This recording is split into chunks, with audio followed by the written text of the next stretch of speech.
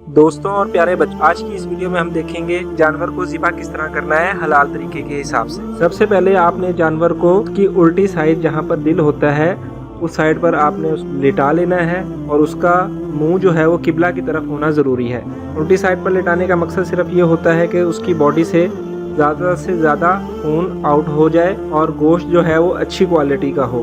दूसरे नंबर पर आपने ये याद रखना है कि ज़िबा करने वाला इंसान एक तजर्बा याफ्ता मुसलमान मर्द हो जिसके पास तेज आलात मौजूद हों ज़िबा करने के लिए। तीसरे नंबर पर आपने तकबीर पढ़ना नहीं भूलना।